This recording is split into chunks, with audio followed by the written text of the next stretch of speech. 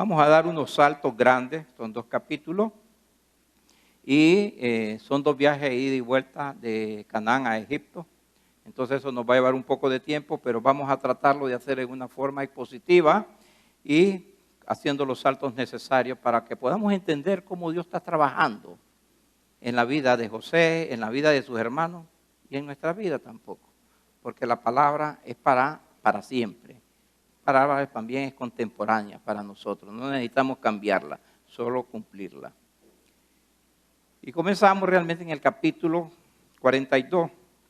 Capítulo 41, anteriormente ya José había revelado uno de los sueños de Faraón, y el sueño de Faraón es que iban a haber 7 años de producción, pero 7 años también de hambruna. Y es algo que los pueblos realmente fastidia, es la hambruna. La hambruna trae muerte, peste, inseguridad y guerra. Realmente que las hambrunas son problemas tremendos, ¿verdad? Migración. Y eso es lo que está pasando ahorita, ¿verdad? En Canaán no hay nada, dice, de qué comer.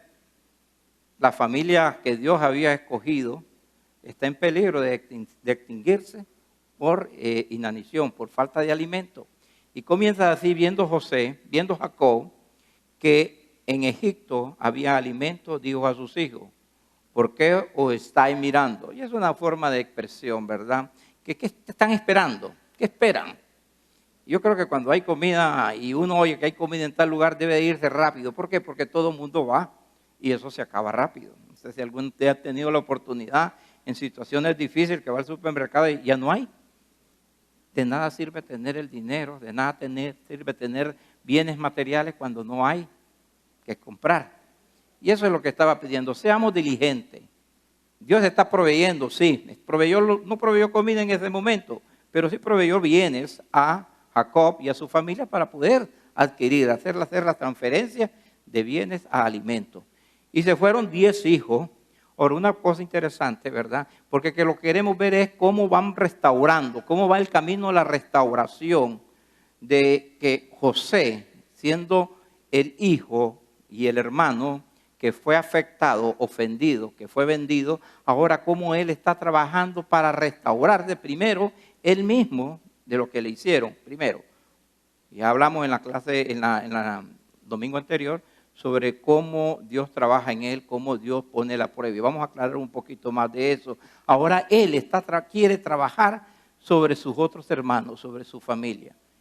Cosa interesante, ¿verdad? Porque a veces la familia se disgusta, se separan y no se vuelven a hablar, aún entre cristianos. Prefieren mejor retirarse a otra iglesia por no estar con el hermano que ofendió o ofendido. Y eso es lo que no quiere el Señor, que su nación esté dividida. Y comienza a trabajar José. Y vamos a ver cómo se manifiesta la voluntad del Señor. Dice que entonces que Jacob mandó a sus 10 hijos. Pero sin embargo dice en el versículo 2, y dijo, he aquí, yo he oído que hay víveres en Egipto. Descended allá y comprad allá para nosotros, para que podamos vivir y no muramos. Y Jacob envió, en el 4, no envió a Benjamín, hermano de José, con sus hermanos, porque dijo, no sea que le acontezca algún desastre. Bueno, ustedes pueden ver ahí qué desastre le pudo haber pasado. Él tiene un concepto de lo que le pasó a su hijo José, un concepto que es mentira. La mentira fue que los hermanos querían inicialmente matarlo, pero al final Efraín dijo, no lo matemos, echémosle en la cisterna, y otro dijo después, no lo vendámoslo. Pero a la verdad no le dijeron al papá. Ustedes saben que llevaron la capa que había hecho el papá y la mancharon de sangre de cabrillo y le dijeron, una fiera se lo comió, ni siquiera lo vimos. ¿Pueden ustedes imaginarse lo que son padres que tengan un hijo, que quieran mucho? Que no debe de ser así, todos los hijos se deben de querer por igual. Y que lleguen tus otros hermanos y le dicen, posiblemente se lo haya comido una fiera. Solo hallamos su capa rasgada y manchada de sangre. Y ni siquiera era sangre de José, porque ellos lo habían vendido, sino que era sangre de un animalito que habían matado. Imagínense el papá, el dolor de querer a alguien, no poder abrazarlo en su último momento, no poder enterrarlo, como es parte del luto, saber de que alguien está descansando en un lugar. Y él mismo confiesa y dice, bajaré al Seol de luto. Quiere decir que nunca va a dejar de olvidar la muerte de su hijo. No va a superar eso. Esos son efectos colaterales del pecado. Jacob no pecó, pecaron los hijos. Vendieron, engañaron, le dijeron al papá que había muerto y el papá ahora tiene efectos colaterales del pecado. Ahora él está viviendo bajo la sombra del dolor del pecado, sin haber pecado. Pero para que miremos que el pecado realmente no solamente afecta al que lo comete, sino que también daña a los que están alrededor de nosotros en nuestra familia. Cualquier disgusto de una familia daña a todos los de la familia. Cualquier pecado en la iglesia daña a todos los de la iglesia porque somos un cuerpo. Por eso es que debemos de cuidarnos unos a los otros. Ahora, el efecto también trasciende hacia el hijo, al Benjamín. ¿Cómo es Benjamín creado ahora bajo la sombra del pecado? Es sobreprotegido. Incluso yo creo que Jacob tiene hasta cierto grado en esos momentos de desconfianza de sus otros hijos. No deja que exista una buena relación entre Benjamín y los otros hijos. Acuérdense que Benjamín era el menor, ¿verdad? Y hermano de José, hijo de la misma mamá, hija de Raquel. Entonces, ¿cómo él está creando ahora a su hijo bajo la influencia del pecado de los hermanos? Para que miramos cómo va a estar trascendiendo el pecado. Y la palabra en el libro de Proverbios nos dice, ¿verdad? 23, el que encubre su pecado no prosperará, mas el que lo confiesa y se aparta alcanzará misericordia. Eso nos dice que nosotros cómo debemos ser diligentes en confesar nuestros pecados. Porque cuando no lo confesamos nos dañas a nosotros y dañas a los que están alrededor de nosotros. A nuestros hijos, nuestras esposas, nuestros padres, nuestra familia. Pareciera que no fuera realidad, pero sí es realidad. Si en la Biblia está escrito, es porque así es verdad. Y nosotros venimos de allá también, del pecado. Y sabemos el daño que hemos hecho. Y sabemos que hay daños irreparables que hemos cometido. Y nos arrepentimos de eso. Pero ya hay consecuencias. Y algo muy importante que nos va a enseñar acá, y que nosotros podemos confesar el pecado inmediatamente, es que el pecado no tiene fecha de caducción. ¿Verdad? No es como los productos alimenticios que usted dice fecha de expiación, tal fecha, o el medicamento, ¿verdad? Todo tiene fecha de caducción. El pecado no caduce, hermano. No tiene fecha de expedición. Siempre está y está. No crea que porque pasen los años se les va a olvidar. No. Hace daño. Ok, entonces miramos acá que Dios provee, pero Dios también produce pecado. El pecado produce las secuelas en nuestras vidas y en nuestras familias. Comienza en el versículo 6, pegamos otro saltito, del 6 al 17, no lo vamos a leer todo, pero vamos a leer lo más importante, es la fidelidad de Dios, ¿verdad? Cómo Dios es fiel, cómo Dios cuida a su pueblo, cómo Dios está cuidando también a José y cómo Dios utiliza a José como un instrumento para restaurar nuevamente a esa familia. Y miramos aquí, y comienza aquí, dice José era el Señor de la tierra, quien le vendía a todo el pueblo de la tierra, y llegaron los hermanos de José y se inclinaron a el rostro de él. Interesante porque miramos acá entonces Dios, ¿verdad? La fidelidad de Dios. ¿Cómo Dios es fiel? Primero habla que dice que José es el rey, no es el rey, sino que es el Señor de la tierra. Cuando habla el Señor de la tierra, esa expresión es muy coloquial, muy local. No está hablando de que es el príncipe de la tierra. Y ustedes saben quién es el príncipe de la tierra, ¿verdad? Satanás. Pero aquí habla del Señor de la tierra. Es una forma para expresar, Él es un príncipe de la tierra de Egipto. En otras palabras, es es el gobernador de la tierra de Egipto. Es lo que está diciendo, porque estamos en el contexto de Egipto ahora. Ya estamos en el pueblo de Egipto. Él es el Señor que está en la tierra. Entonces Él es el que lo dejó como segundo después del faraón. Es el principal. Dios lo puso ahí.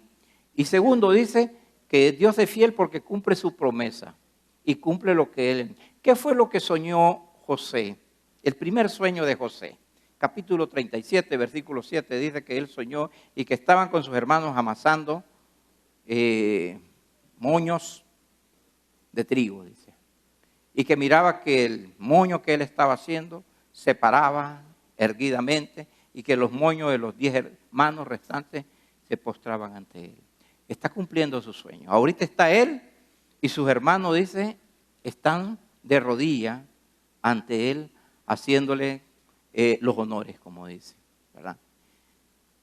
Pero no, el sueño no está completo todavía. Ahí viene la prueba, ¿verdad? ¿Cuántos hermanos fueron? 10. ¿Cuántos hermanos son en total? Son 12. Benjamín se había quedado. El sueño no está completo. Está incompleto. Falta uno de ellos. Y sin embargo, podemos ver entonces que Dios siempre cumple su palabra. Algunos van a decir, bueno, ahí se equivocó. No, no se ha equivocado. Todavía sigue el proceso, ¿verdad? Para cumplir su palabra. Y entonces vinimos acá y seguimos, ¿verdad? Y dice que José reconoce a sus hermanos. Versículo 7. Y José cuando vio a sus hermanos, los conoció, mas hizo como que no les conocía y les habló ásperamente y le dijo, ¿de dónde habéis venido? Y ellos respondieron, de la tierra de Canaán para comprar alimento. Ahora, ¿por qué él lo reconoció? Miramos un poco el tiempo cronológico de los sucesos. Cuando José fue vendido, la palabra dice que tenía 17 años. ¿Saben cómo es una persona de 17 años? Muchos hemos pasado por ahí, ¿verdad? Nos volvemos flacos, altos, caminamos todo, todavía no dominamos el cuerpo, ¿verdad? Nos caemos. La mayor parte de fracturas son en los jóvenes, porque también hay la edad donde uno tiene mucha energía, ¿verdad? Y comienzan también a salir algunas características secundarias de la actividad del cuerpo, ¿verdad? A desarrollar, y los bigotes y la barba. Y a la costumbre de los hebreos no cortarse la barba ni el pelo, era costumbre de ellos, ¿verdad? Pero él era todavía un joven de 17 años, todavía no había desarrollado todas esas características plenamente, ¿verdad? Pero sin embargo, cuando él es incorporado a la corte del faraón, ya tenía 30 años, ya habían pasado 13 años. Ya los cambios drásticos de ustedes de 17 a 30 años yo creo que son totalmente grandes. De 25 a 40 años no son muchos, solamente el abdomen. Pero la cara queda igual, ¿verdad? Por la vida sedentaria, eso ténganlo seguro. Pero él sí, ya te habían pasado 30 años. Habían 7 años también de que había sobreproducción, ¿verdad? Las vacas gordas. ¿Cuántos suman? 37 años. Y estamos, dice en el versículo 46, dice que eran 2 años ya que estaban pasando del tiempo de las vacas flacas. Entonces, si nosotros sumamos, hay una diferencia de 22 años que no lo habían visto. Lógicamente, ahora él rapado delante del faraón y con nuevos atuendos y pensando que era un esclavo que lo habían vendido, ¿cuándo se iban a imaginar que estaba José ahí? Pero Dios en su misericordia lo puso ahí delante de los hermanos. Ahora, pensemos un poco, ¿verdad? Y pensemos con nuestro corazón natural, no de Dios, natural, pensemos. ¿Qué haría usted a alguien que lo vendió y que lo tiene de frente, inclinado hacia usted? Si usted piensa humanamente en el pecado, es el momento. Aquí es como yo lo quería, ¿verdad? Directamente. Pero eso no sucede así, hermano. Nosotros cuando conocemos a Cristo, miramos las cosas muy distintas. Y eso es lo que trata de ver José. Trata de ver las cosas completamente distintas con el corazón de Dios. Ahora, Dios revela su primer sueño. Después, ahora José comienza a probar el carácter de ellos. Él quiere restaurarlo. Hermano, cuando usted quiera a alguien encaminarlo a la restauración, tiene que conocer el carácter de la persona. A ver cómo es que va a trabajar. a ver cuál es la palabra de Dios que más le va a llegar a esta persona. Y él comienza a hacer lo mismo. Necesito conocer a mis hermanos. Y lo primero que hace es que los acusa de espía. Es una acusación seria. No es con la maldad, es con el derecho, el deseo de conocer qué es lo que hay en el corazón de ellos cuando los acusa de espía. Acordemos que en una crisis de hambruna, la seguridad es importante en un país, ¿verdad? ¿Por qué? Porque la misma crisis de hambre hace que la gente, los pueblos vayan, invadan, ¿verdad? Y se tomen los graneros, como sucede ahora en nuestros tiempos, lo toman los supermercados por el hambre. Pero eso requiere, ¿verdad?, una estrategia de prevención. Y él dice, sí, ustedes son espías, vienen a ver cómo está el pueblo acá para invadirlo. ¿Cuál es la respuesta? Porque ser acusación de espía no es solamente de echarlo preso. Es una situación de vida o muerte para ese tiempo. Entonces ellos estaban viendo que tenían un gran problema. Sin embargo, miren la respuesta que ellos dan. Ellos comienzan a revelar su identidad y decir, nosotros somos hombres honrados. Honrados. ¿Saben lo que pasó en Siquén? Donde vino Leví y su hermano Simeón, y ¿qué hicieron? Mataron a todos los que habían en el pueblo, no solamente el que violó a Diana, su hermana, sino que todos los condenaron a muerte. ¿Y qué hicieron los otros hermanos? Los honrados. Llegaron y saquearon el pueblo. Todos se llevaron, hasta las gallinas, las vacas, el ganado, todo. Y dicen ante ellos, nosotros somos honrados. Hay que probar eso. Y segundo, decían las verdades a medias. Y comienzan y les dicen, nosotros somos hijos de un hombre. ¿Es cierto que son hijos de un hombre? Sí. Pero no dice la otra parte, que son hijos de 4 mujeres. ¿Verdad? Esos no completan la verdad. Y la otra verdad es que dicen, nosotros somos 12. Le dice, sí, somos 12. 10 estamos acá, 1 está con mi papá y el otro no aparece. Son honrados, ¿verdad? Hermano, nos estamos riendo, pero a veces nosotros también contamos las verdades a medias, solamente cuando nos conviene, cuando somos las víctimas, ¿verdad? Pero no, por eso es bueno en consejería escuchar lo que dice uno a la víctima y escuchar lo que dice el agresor, ¿verdad? Y nos damos cuenta que el pecado solamente nos hace sacar lo que nos conviene. Y ellos estaban hablando, somos buena gente, somos honrados, no somos asesinos, somos hijos de un gran varón y vivimos felices. Solo faltó decir esa palabra, ¿verdad? Y el otro se fue, dice, no aparece. No dice, lo vendimos, ¿verdad? Porque no lo queríamos, porque nos ofendía, porque lo aborrecimos. Y esa fue la palabra que hicieron cuando les contó la historia. Lo aborrecimos más. Queríamos matarlo, pero mejor lo vendimos. Esa es la verdad. El pecado siempre nos hace ver cuando nos conviene y no nos hace ver las cosas buenas, sino cuando nos conviene. Y decimos las cosas, no verlas y ver las cosas malas. Ok, ¿verdad? Entonces, continuamos. El punto 2, José conversa con sus hermanos nuevamente. Ahora, él quiere probar a los hermanos. Yo quisiera, en la semana pasada, Hiroshi explicó un poco sobre la prueba, ¿verdad? Incluso hablamos un poquito de prueba y tentación. Muchos hermanos me han preguntado, es que realmente no existe, mire, es que hay una línea bien finita entre lo que es la prueba y lo que es la tentación. No, le digo yo, no hay una línea finita, pasa que tú la quieres ver finita, pero lo que hay es un gran espacio, una gran diferencia. Primero, ¿quién prueba? ¿Quién hace la prueba? ¿Satanás o Dios? ¿Quién? Dios hace la prueba, ok. ¿Y qué es lo que te está insinuando entonces Dios? Cuando Dios te hace la prueba, ¿qué es lo que te está probando? Primero, si sos obediente a su palabra.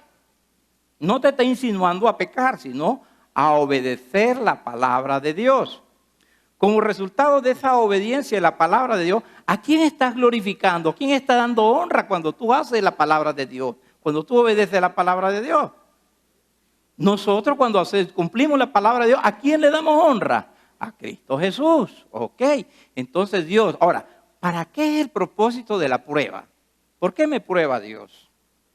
Porque Él quiere que nosotros tengamos la semejanza del carácter de Cristo. Fuimos hechos a imagen y semejanza a lo que hemos perdido. Te quiere restaurar con la prueba. ¿Con qué propósito, hermano? Porque tú cuando eres probado y tú te apareces más al carácter de Cristo, tú puedes decir, ahora yo estoy listo para servir. ¿Por qué? ¿A qué vino Cristo Jesús? A servir, no a ser servido. No se trata de venir a la iglesia y porque vengo todos los domingos y me sé los versículos, yo voy a servir en la iglesia. No es el mérito del servicio. El mérito del servicio es que cada día, como me parezco más a Cristo Jesús, cada día entonces yo quiero servir a mis hermanos. Porque Dios me ha dado un don, un lugar. Y ese es el papel que estaba haciendo José. José, Dios le ha dado un don, un lugar, una prueba, y él quería hacer lo que hizo Cristo Jesús. Aún no está el nacimiento de Cristo, pero en su corazón él tenía a Dios y quería ser obediente a la palabra de Dios y restaurar a sus hermanos, no quedarse de enemigo. Ok, pero la tentación viene por el otro lado. Entonces miramos que la prueba es de Dios, que Dios me prueba, y miren, hermano, cada vez que Dios lo pruebe, lo va a seguir probando más. Porque entre más lo prueba, usted más se parece al carácter de Cristo. Así es porque alégrese, dice la palabra. Tenemos con sumo gozo cuando somos probados, porque más nos vamos a parecer a Cristo. Ahora viene la tentación. ¿Quién tienta? Satanás. Nuestra propia concupiscencia. ¿Cuál es el propósito? ¿Que obedezcamos la palabra de Dios? No, que desobedezcamos a la palabra de Dios, porque Satanás nunca obedeció al Señor. Siempre desobedeció. ¿Con qué propósito? ¿Cuál es el propósito que le hizo a Adán y a Eva? La sabiduría va a ser como él. Eso se llama autosatisfacción. Los deseos de la carne, los deseos de los ojos, la vanagloria de la vida. Eso es lo que hace la tentación. Ya no honras a Dios ni lo alabas, sino a ti mismo. Tú eres el bueno, el gran. Y eso fue lo que probó en José. En José miró la humildad, el servicio, no fue la autosatisfacción. Y mismo dijo, es Dios quien revela los sueños, no soy yo. Le dio la gloria y la honra al Señor. Entonces, miren que no hay una línea chiquita. Es completamente abismal entre lo que es la prueba y lo que es la tentación. Y eso es lo que Dios está enseñando a José, ¿verdad? Cómo probar. Ahora, hay una prueba en cuanto a la honradez, que es diferente lo que está haciendo José con su hermano, pero él está siendo probado. ¿Qué tanto ama al Señor y obedece al Señor en cuanto a la relación con sus hermanos?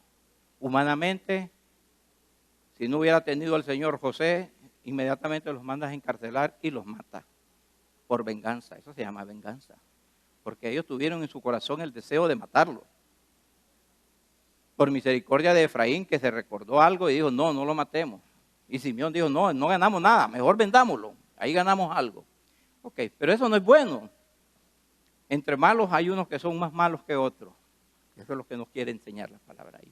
Ok, seguimos, ¿verdad? El tercer punto que vamos, la propuesta de José. José, entonces, al ver que no le conocieron, al ver que se arrodillaron, y comienza a probarlo, y le dice que eran honrados, que eran de buena familia, ¿verdad?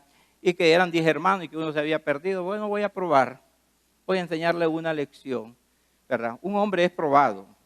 Hermano, ustedes van a ser probados por los hombres, no por Dios.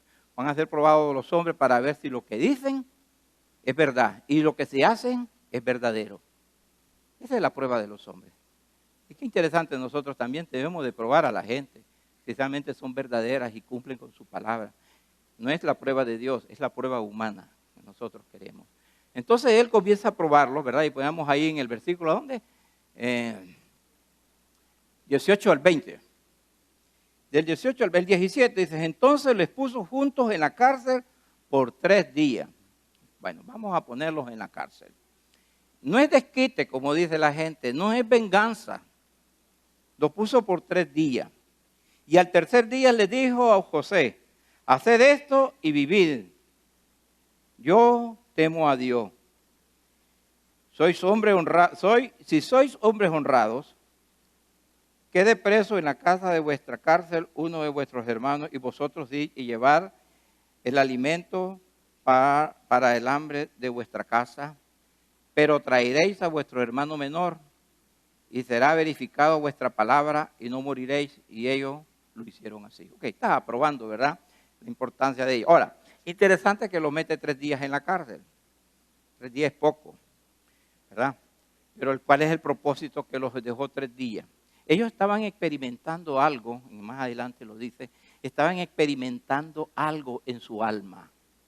Habían perdido realmente el derecho de circulación, la libertad.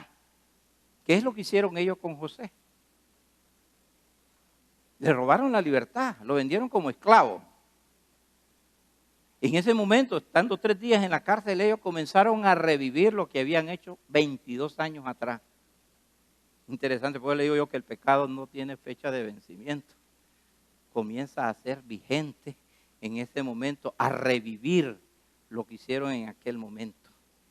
Y comienzan a decir eso y Efraín comienza a contar, dice.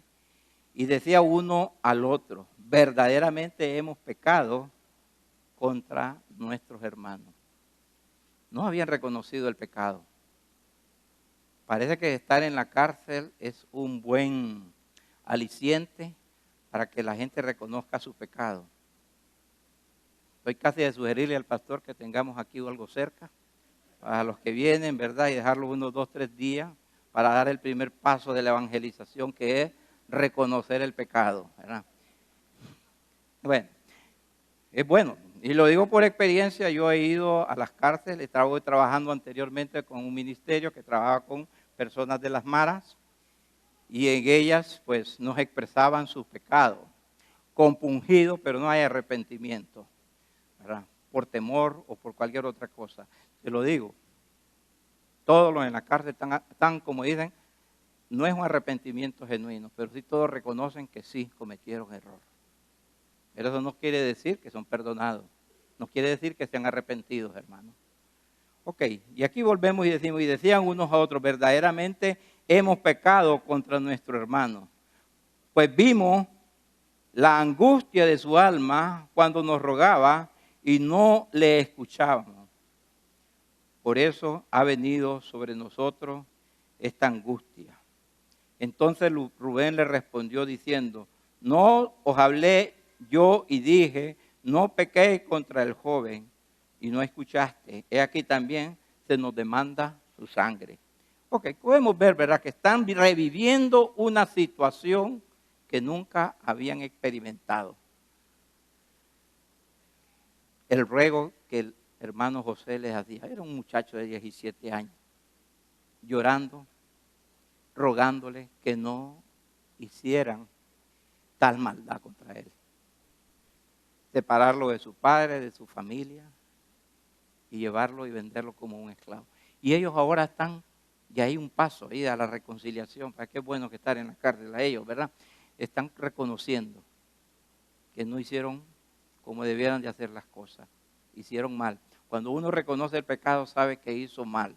Ahora, interesante una cosa que ustedes tienen de entender. Una de las características que tiene el pecado es que cauteriza el alma. ¿Qué se llama eso de cauterizar? Déjenme explicarle. Cuando alguien viene y se quema, por decir, tuvo una quemada exagerada de 3er grado y se quema la piel. La piel tiene una capacidad regeneradora completamente, pero la parte que está quemada, que se regenera, pierde sensibilidad. Están los nervios muertos. Aunque esté la piel igual, no siente. Así pasa el pecado, cauteriza nuestras almas. No las sentimos. Por eso el papel del Espíritu Santo tiene que ver mucho porque nos hace reconocer el pecado. Convierte aquella carne muerta en viva. Por eso dice la palabra que Él nos dio vida cuando nosotros estábamos muertos en nuestros delitos y pecados.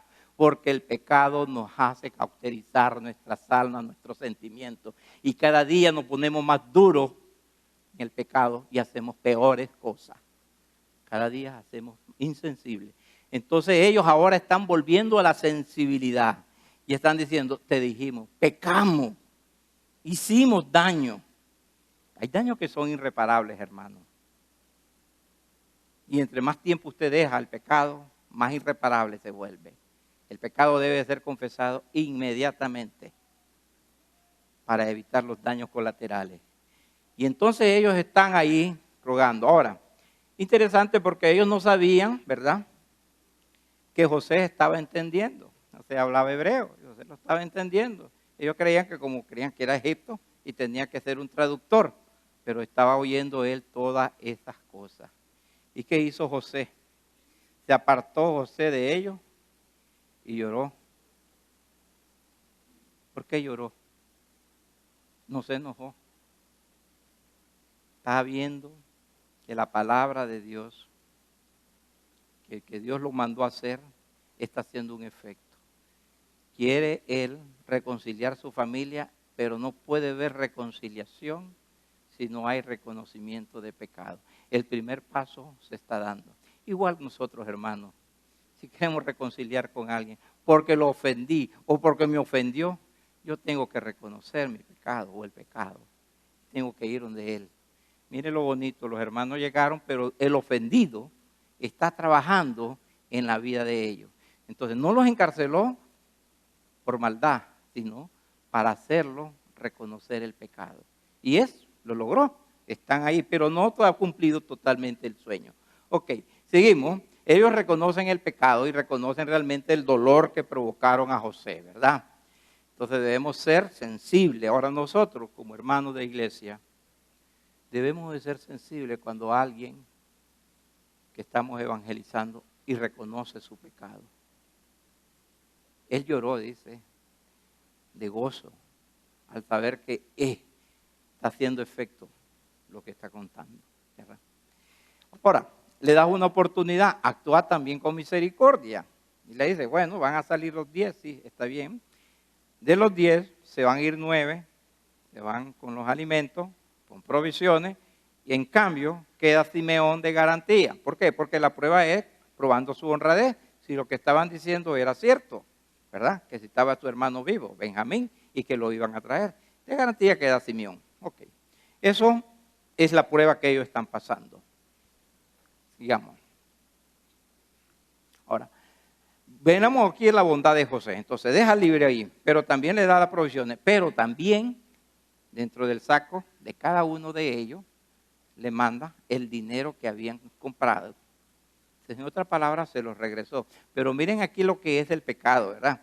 Cuando uno hace la bondad hacia la persona, algo bueno hacia la persona, y la persona está sucio, con pecado, ¿cuál es la respuesta de la persona? Comienzan a quejarse y a ver las cosas malas. Miremos el versículo 28, donde dice, y dijo a sus hermanos, mi dinero se me ha devuelto, y helo aquí en mi saco. Entonces se les sobresaltó el corazón, y espantados dijeron unos a los otros, ¿qué es esto que nos ha hecho Dios? Es la primera vez en todo el libro de Génesis que los hijos de Jacob mencionan la palabra de Dios. Y es para quejarse contra Dios. ¿Qué es esta maldad que Dios nos ha hecho? Nos van a acusar de ladrones. Y ellos están siendo probados como honrados. Miren, nosotros cuando recibimos bendiciones y andamos mal, cuando alguien quiere hacer dos cosas buenas y andamos mal, a saber qué quiere, a saber qué pretende, ¿verdad? Y se lo digo en consejería, porque a veces estamos en consejería y hablamos con los hermanos. No, mira que tal cosa y tal cosa. No, me dice, no le crea, es por tal y tal cosa. No es así. Cuando estamos con el pecado siempre nos hace mal. Mire, el pecado nos hace a nosotros paranoicos. ¿Saben qué cosa es ser paranoico? Que alguien nos está persiguiendo, están hablando mal de uno. Si usted comete un pecado y mira a 2, 3 hermanos que están al va a decir, están hablando de mí. Algo saben. Nos vuelve paranoico. Pero nos vuelve también un poco, ¿verdad? Suspicaz. En el sentido que es la suspicacia, que andamos buscando todo lo malo. ¿Por qué? Porque nuestra condición de pecado así está negro. Entonces andamos buscando todos los puntos negros. Ah, qué fea la iglesia. Ah, me están poniendo esos adornos ahí, no se miran bien. ¿Verdad? Miraste el hermano, pasó y no me saludó. Algo. Bueno. Y eso sucede cuando andamos en mala situación. Y eso sucedió también con ellos, ¿verdad? Les regresaron el dinero y, no, es que Dios nos quiere castigar. ¿Por qué? Porque su condición de pecado los permite juzgar a esa condición, a lo malo, a la maldad, a lo injusto. Y miremos más adelante, entonces, que esto ha hecho Dios de nosotros, le dice. Romanos 8:28 es un versículo muy conocido y sabemos que los que aman a Dios, todas las cosas les ayudan a bien, ¿verdad? Y eso es que nosotros debemos saber si amamos a Dios y todo lo que nos pasa, sea para nuestro agrado o para no nuestro agrado, es a bien de nosotros. No es que las cosas tienen que salirnos como nosotros las planteamos, no. Es como Dios las plantea. Y es como Él. Entonces, incluso yo a veces he participado en oraciones de hermano. Mira, voy a poner un negocito, voy a hacer esto y esto y esto. Pídale a Dios que me bendiga. No, hermano. No es que Dios le bendiga, sino que usted pídale que haga la voluntad. Hacer usted la voluntad de Dios. Arrímese a la voluntad de Dios y que Dios haga su voluntad en usted. Esa es la oración. No es traer a Dios a mi equipo, sino es juntarme al equipo de Él y que todo me salga bien. Por eso haga las cosas bien, porque entonces va a ser bendecido, ¿verdad? Y si no es bendecido es porque Dios lo está llamando a algo, le está enseñando que debe de hacer lo que no está haciendo bien. Eso es lo que nos debemos aprender nosotros. Ok, entonces continuamos en el punto 4. Llegaron de sus padres, ya en el versículo, final del versículo 42, y comienzan a contarle a su papá. Nos trataron mal, ásperamente, como un espía, nosotros buena gente honrada. Así nos sentimos a veces, que nos atienden mal. No miramos las cosas buenas que están haciendo por nosotros, ¿verdad? Y eso le provocó un gran temor a Jacob. Y Jacob comenzó a sentir, bueno, todo esto que le ha pasado, y ahora que piden que regresen con mi otro hijo, con Benjamín, eso no es contra ustedes, es Dios que está contra mí. Me quieren hacer daño a mí. Mire, él está viviendo bajo la sombra del pecado, bajo la protección de un hijo contra los otros hermanos que sí tienen sospecha de que algo malo o no hicieron o dejaron de hacer. No lo defendieron de la fiera y la palabra dice, ¿verdad? Y el que sabe hacer lo bueno y no le hace, le es pecado también. Nosotros cuando miremos un hermano que lo está devorando, querer devorar un lobo, ahí debemos de estar con él, evitando eso, ¿verdad? Entonces estamos acá y entonces él dice que hay un temor de Jacob. Y el temor de Jacob es ese. Efraín hace una propuesta, Rubén hace una propuesta. Y miren la propuesta que hace Rubén. Dice, Rubén habló a su padre diciendo, harás morir a mis 2 hijos si no te lo devuelvo. Entrégalo a mi mano y yo lo devolveré a ti. Efraín le estaba pidiendo, Rubén estaba pidiendo que le dejara a Benjamín para llevarlo de regreso a Faraón. Y si algo le pasaba, mira qué propuesta tan maquiavélica, no dice, hazme daño a mí, sino a mis 2 hijos. Y ellos son tus nietos, mátalos. Mire cómo es, por eso le digo, cómo es el corazón del pecador, es insensible. Insensible, lo cauteriza. ¿Cómo puede un padre poner a sus 2 hijos por él? Es duro. ¿Y cómo puede imaginarse usted que son abuelos, algunos que vayan de sus nietos y vayan a degollarlo o a matarlo por la venganza, por la promesa que dejó? No, no puede ser. Pero ese es, miren, el pueblo que Dios está trabajando para formar una nación. Un pueblo realmente insensible. Pero Dios está haciendo su obra. Dios no tiene límite para hacernos cambiar. Jacob es un poco más moderado en la propuesta. Jacob le dice con tranquilidad, ¿verdad? No, Jacob le dice que no, rotundamente no. Ni quiero que mueran tus nietos, mis nietos, ni vos, ni Benjamín. Ahí dejemos las cosas así. Capítulo 43 comienza. Y en el 43 Jacob comienza nuevamente a ceder. ¿Por qué? La hambruna son 7 años, solo han pasado 2, las provisiones se acabaron. Sabemos que hay abundancia en Egipto, pero hay una condición de prueba para ellos que tienen que llevar a Benjamín. El padre se opone por la desconfianza de sus hijos y por la amenaza de que está preso Simeón. Pero ante la necesidad es imperiosa. Dios pone pruebas a su pueblo, pero para tomar decisiones imperiosas. Y eso fue una de las decisiones. Jacob dice, uno de sus hijos le dijo, ¿verdad? Judá, que está bien, que él iba a ser responsable del cuidado de Benjamín. Pero que si tenían que ir con él, porque Faraón le dijo, no me veréis la cara si no traer a Benjamín. Estaba la reputación de la honradez de ellos también. Y sabemos que son difícilmente honrados, ¿verdad? Y miramos que Judá responde a Benjamín. Y lo llevan ante José.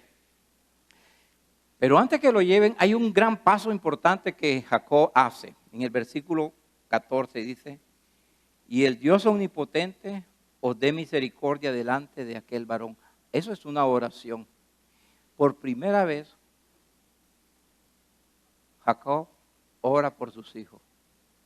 Y le dice que el Dios omnipotente os dé misericordia delante de aquel varón. Y lo que está pidiendo es misericordia. ¿Y la misericordia qué es?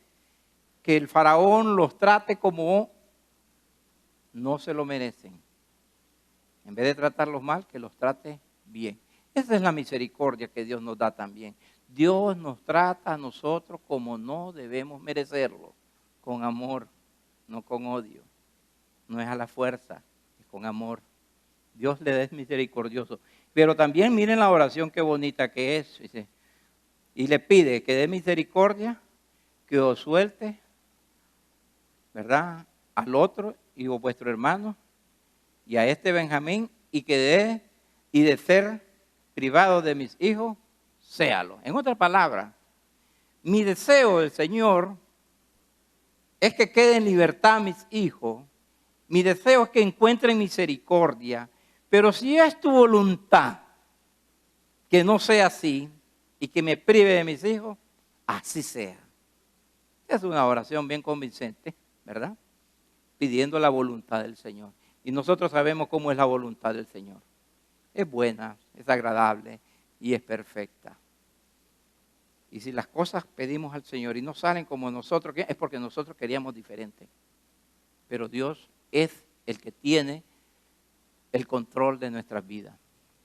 Ahora, ellos se van, ¿verdad? En parte final y llegan, y es la parte del 43, ya el del 18 para adelante, el 15 hacia el 34, y es la parte más interesante, ¿verdad? Cómo se va concretizando el amor de Dios en esta familia.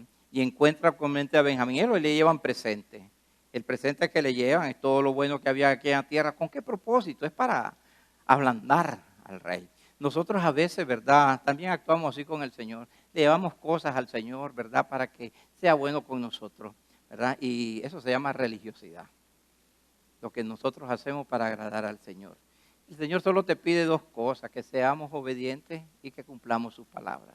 Eso es lo que nos pide el Señor, ¿verdad? Nos pide el mejor manjar, pero nosotros tenemos el deseo de darlo, ¿verdad? Pero no se trata de ablandarle o doblarle el brazo al Señor que nos perdone porque damos buenas ofrendas, o porque hacemos esto, o porque lo hago los otros, porque trabajo en la iglesia bastante. No, es por su misericordia. Dios es misericordioso. Entonces estamos, y Él lo recibe, el trato que le da es un trato familiar.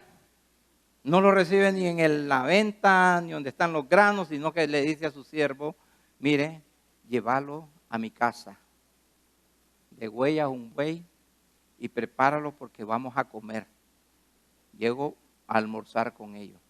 Y miren cómo es el corazón sucio de las personas que están en pecado, ¿verdad?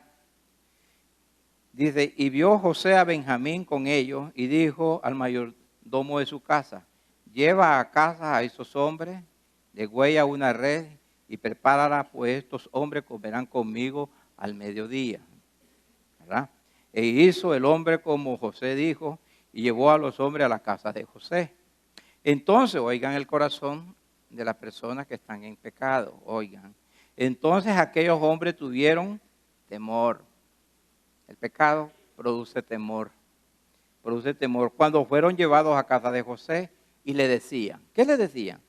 Por el dinero que fue devuelto en nuestro cortales la primera vez, nos han traído aquí, ¿para qué? Tendernos un lazo. Eso se llama tendernos una trampa. Oh, me está haciendo una trampa. Para atacarnos, para tomarnos por siervos a nosotros y a nuestros asnos. A veces nosotros queremos almorzar con un hermano y hermano, te invito a almorzar. Y ya aquel hermano y se sienta y ahí, ¿qué malo hice? Cuénteme. No, yo solo queremos estar aquí contigo almorzando. Pero ya que decir que malo hice, confiesa algo entonces, ¿verdad? ¿Qué quiere decir eso? Que el mismo pecado lo delata. Algo siente en su conciencia que dice, me viene a trasquilar el pastor.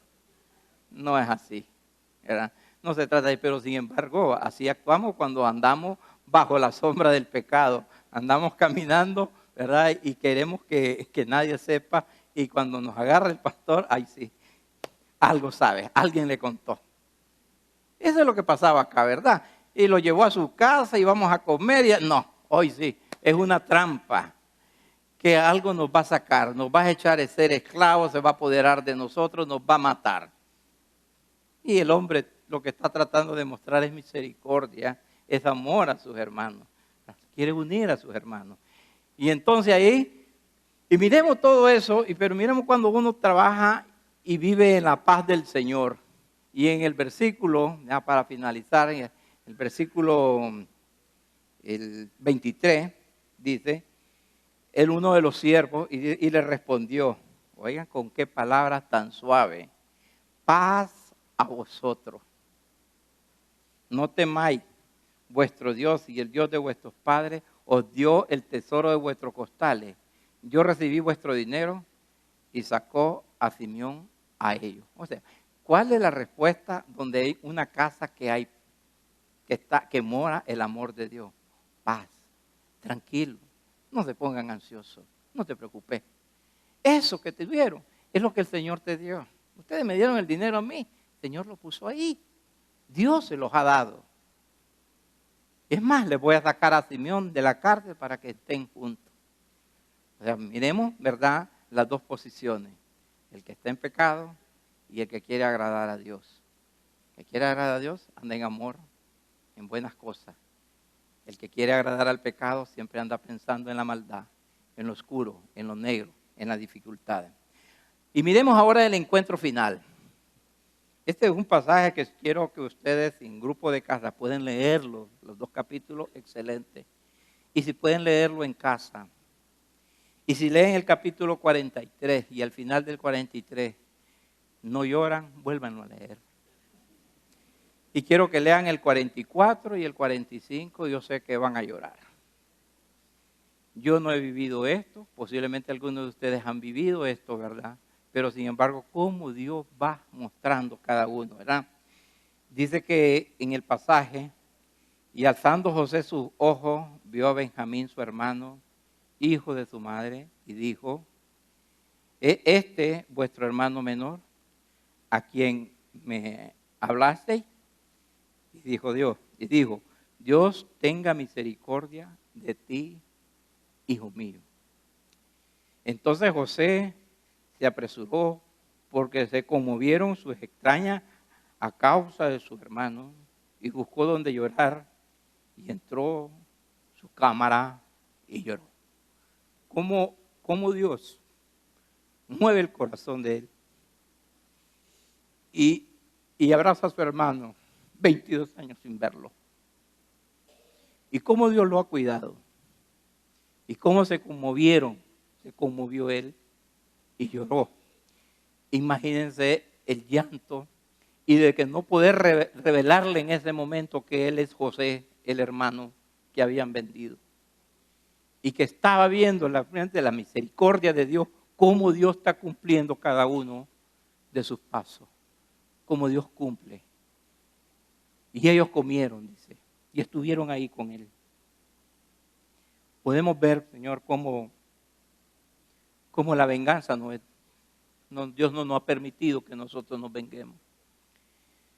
Dios quiere que nosotros hagamos paso de reconciliación con todas las personas que nos han ofendido y que lo ofendieron a usted o usted ofendió. Y si usted tiene algún familiar, viene a la fiesta de Navidad, es una fiesta con mucho sentimiento. Si hay algún familiar que tiene o tuvo usted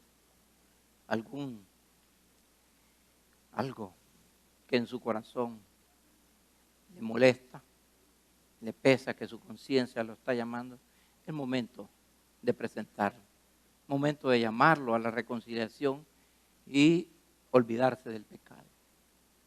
Para finalizar, quiero leer las siguientes conclusiones de que el plan de Dios es perfecto y se cumple, aunque nosotros no entendamos.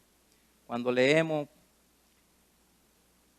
Génesis, ese pasaje, y lo leemos carnalmente, podemos ver otros valores. Qué tonto es José, no se vengó, ayer el momento. Pero sin embargo, Dios está haciendo cosas en él que él quiere reconciliar con sus hermanos. Dice que las pruebas son necesarias para asemejarnos al carácter de Cristo. No se oponga, no se resista a las pruebas. Lo único que pide el Señor en las pruebas es que usted obedezca su palabra. Todos tenemos el libro 1 a 1 y en uno del eslogan dice ahí, la palabra de Dios aplicada al diario vivir. Eso es lo que nos llama el Señor, cumplir su palabra. Tercero, José nos enseñó a amar a quienes nos ofenden, encaminarlo al arrepentimiento del pecado. Ahorita ellos solo están confesando su pecado, reconociendo su pecado. Pero nosotros sabemos que si hemos pecado, el pecado no caduca, pero que entre más pronto lo confesamos, más pronto somos perdonados y olvidados esos pecados. Y el pecado debe de ser confesado inmediatamente. Si no, miraremos todo en contra de nosotros. Ellos miraban todas las cosas en contra de